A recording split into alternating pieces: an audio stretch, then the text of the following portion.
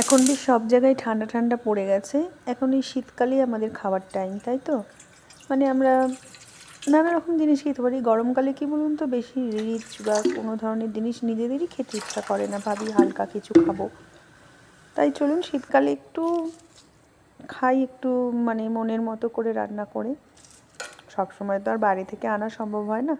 তাই আজকে আমি ভাবলাম, আমার কাছে কতগুলো ফ্রিজে অনেক দিন ধরে না, বেশ কিছুদিন ধরে আমি কতগুলো সলিড পিসগুলো রেখে দিচ্ছিলাম। কী করব ভাবছি, কেন সলিড পিস খেতেও চায় না, মানে চিকেনের অনেক সময় সলিড পিসগুলো ভালো লাগে না, তাই রেখে দিয়েছিলাম। এই সলিড পিস দিয়ে কিন্তু অনেক ধরনেরই রান্না করা যায়। আর বেশিরভাগ রান্না আমার মনে হয় চাইনিজ বলুন বা এই মোগলাই ফোগলাই, প্রচুর ধরনের রান্না, কাবাব টাবাব সব সলিড পিস দিয়ে করা যায়। তাই জন্য প্রথমে আমি কিছুটা মানে 750 গ্রামের মতন মুরগির হাড় ছাড়া পিস নিয়ে নিয়েছিলাম। ওইটা গাছ আর জলের ভেতরে একটু এই কি মানে একটু এলাচ, দারচিনি, তেজপাতা এসব দিলাম, দিয়ে মাংসটাকে একটু সেদ্ধ করে নিয়েছি। চাইলে একটু নুন দিয়েও দিতে পারেন। মাংসটাও সেদ্ধ করে এটা শ্রেড করে রাখবো। হ্যাঁ, বেশ শ্রেড করার জন্য আপনি হাত দিয়েও করতে পারেন। মানে আমি দেখুন হাত দিয়ে করছিলাম। অনেক সময় চামচ দিয়েও করা যায়, দুটো ফর্ক দিয়ে বা একটা চামচ, স্পুন বা ফর্ক দিয়ে করতে পারেন।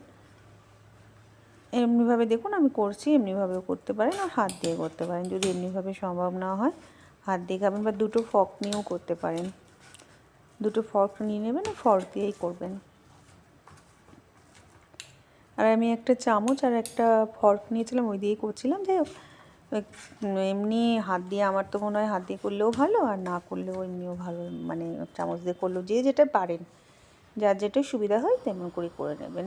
এবার আমি কড়াই চাপিয়ে দিলাম। কড়াই চাপিয়ে কড়াইয়ের ভেতরে একটু এলাচ, একটুখানি গরম মশলা, তেজপাতা, এলাচ, দারচিনি, যাই হোক এগুলো সব দিয়ে দেবো। দিয়ে এবার আমি একটু পেঁয়াজ সব বেটে রেখেছিলাম। পেঁয়াজ টিয়াজ, টমেটো সব আগে থেকে বেটে রেখে দেবেন। টমেটো বাটা, পেঁয়াজ বাটা, কাজু বাটা এসব করে, এখানে একটু এটা আমি বানাচ্ছি আসলে চিকেন ভর্তা।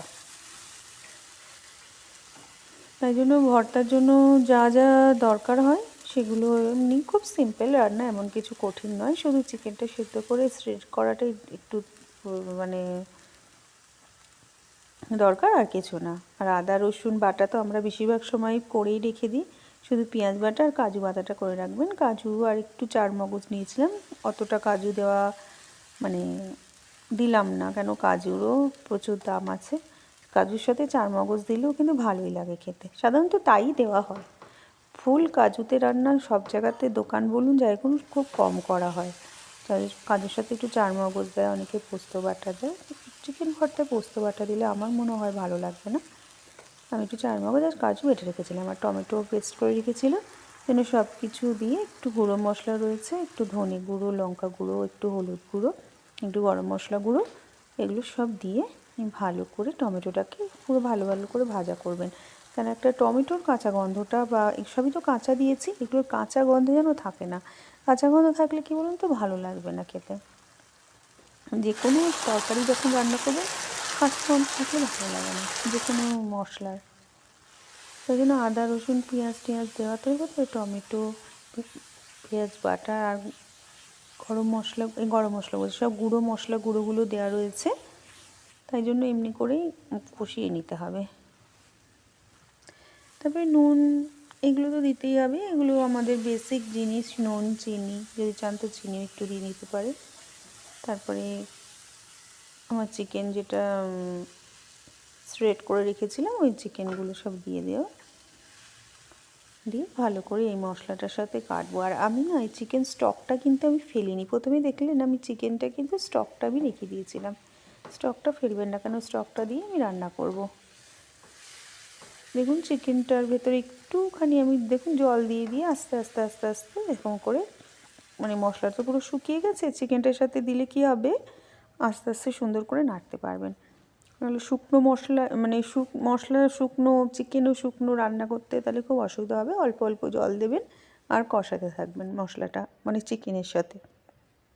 প্রথমে না, পরে যখন এখন চিকেনটা দিলেন তারপর থেকে কষাতে থাকবেন। এবার ধীরে ধীরে এরকম করে কষিয়ে কষিয়ে একটু একটু জল দিয়ে এরপরে আমি চারমগজ বাটা কাজু বাটাটা দিয়ে দিয়েছি।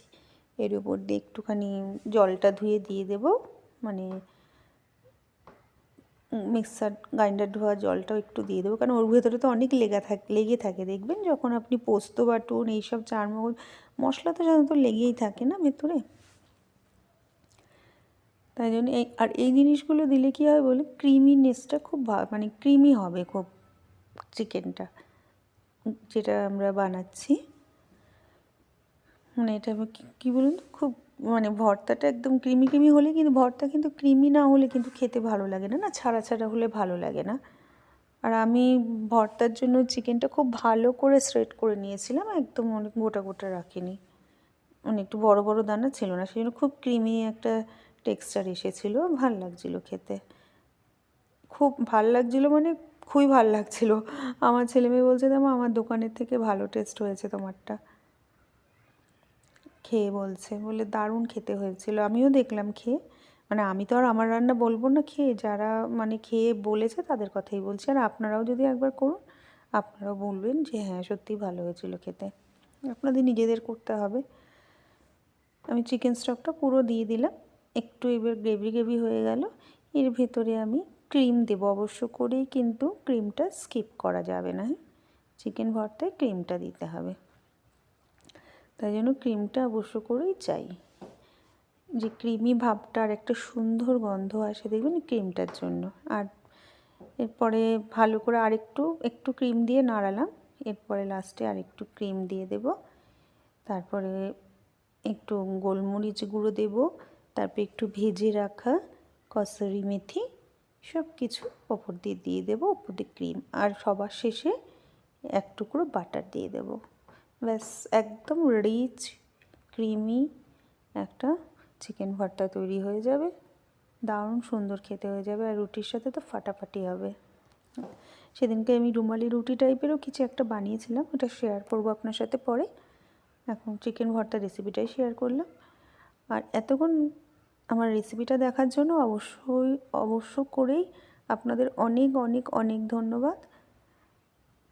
দেখতে থাকুন আর আমার সাথে থাকুন, তাহলে আমি খুশি হব। আর প্লিজ আমার চ্যানেল বুলবুলস রান্নাবাটি অবশ্য করেই সাবস্ক্রাইব করে দিন, আর একটা করে লাইক কমেন্ট করে দেবেন। আমার ইউটিউব চ্যানেলকে অবশ্য করেই সাবস্ক্রাইব করুন, আর ফেসবুক চ্যানেল ফেসবুকে যদি দেখে থাকেন অবশ্য করে বুলবুলস রান্নাবাটিকে ফলো করে দিন। আর আমি আরও নতুন নতুন রেসিপি নিয়ে আপনাদের, দেখুন কি সুন্দর ক্রিমি হয়েছে দেখেছেন, এটাই আপনাদের দেখানোর জন্য আমি চেষ্টা করছি, জানি না আপনারা কতটা বুঝতে পারছেন ক্যামেরাতে। বাটারও দিয়ে দিয়েছিলাম, ডিমও কেটে দিয়েছিলাম, হ্যাঁ দেখুন ডিমগুলো দেখা যাচ্ছে, একটু ডিমও কেটে দিয়ে দেবেন, ভাল লাগবে। দেয় তো সবাই, মানে এটার মধ্যে না ডিম দেয়, ডিমের কুসুমটা ভেতরে চলে যায় না, খুব একটা সব কিছু মিলে একটা ক্রিম ক্রিম চলে আসে,